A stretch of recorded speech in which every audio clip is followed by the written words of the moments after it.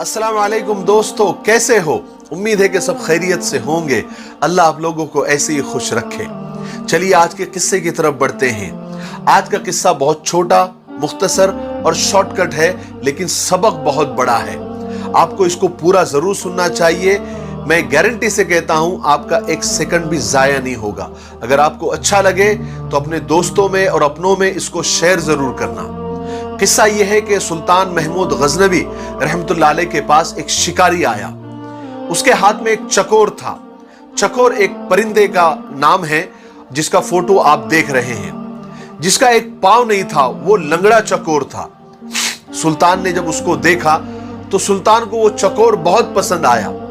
तो सुल्तान ने उसकी कीमत पूछी तो शिकारी ने उसकी कीमत बहुत बताई, यानी बहुत महंगी कीमत बताई। सुल्तान हैरान हुआ और शिकारी से कहा कि भाई ये तो लंगड़ा है, इसका एक पांव भी नहीं है, इसमें ऐब है, तुम इसकी इतनी कीमत क्यों बता रहे हो, इसको इतना महंगा क्यों बता रहे हो? तो शिकारी ने जवाब दिया, सुल्तान ये चकोर में एक खास बात है, वो मैं आपको बताता हूं। देखिए सुल्तान, मैं जब भी शिकार पर जाता हूं तो इस चकोर को साथ में लेकर जाता हूं और इसको जाल से बांध देता हूं। और ये चकोर अजीब अजीब आवाजें निकालता है, कभी रोने की आवाज, कभी हंसने की आवाज, कभी गम की आवाज, कभी दर्द भरे आवाज।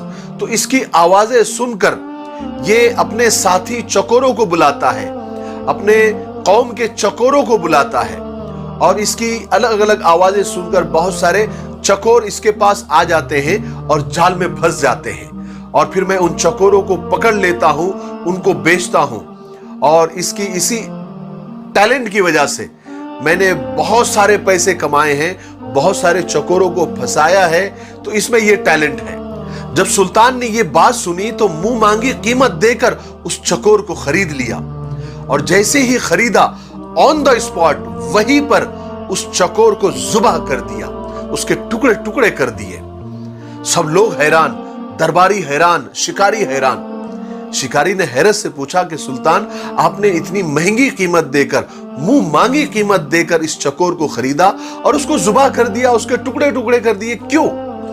तो सुल्तान ने उस वक्त बड़े तारीखी जुमले कहे जो हम सबको याद होने चाहिए, जिंदगी भर याद रखने चाहिए। सुल्तान ने कहा, जो दूसरों की दलाली के लिए अपनों से गद्दारी करता है उसका यही अंजाम होना चाहिए, उसको जुबाह कर देना चाहिए, उसको कत्ल कर देना चाहिए।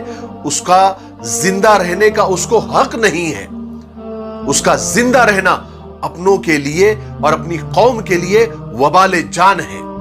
बेशक हमारे अंदर, हमारी कौम के अंदर, हमारे खानदान के अंदर ऐसे कुछ दलाल होते हैं जो होते तो अपने हैं मगर दलाली दूसरों की करते हैं, दलाली दुश्मनों की करते हैं, दलाली गैरों की करते हैं और अपने ही कौम को और अपने ही खानदान के लोगों को दुश्मनों के हाथ फंसवा देते हैं, दुश्मनों के हाथ बिकवा देते हैं। मुझे इसी बात पर इकबाल अशर साहब के कुछ अशार याद आ गए।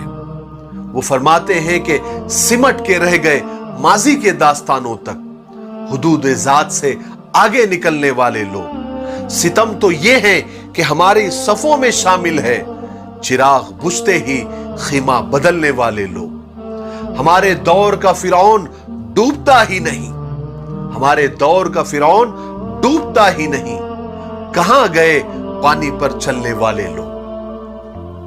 अल्लाह हमारी कौम के दलालों से और हमारे खानदान के दलालों से हम सब की हिफाजत फरमाए। मुझे दुआओं में याद रखें। अस्सलाम वालेकुम।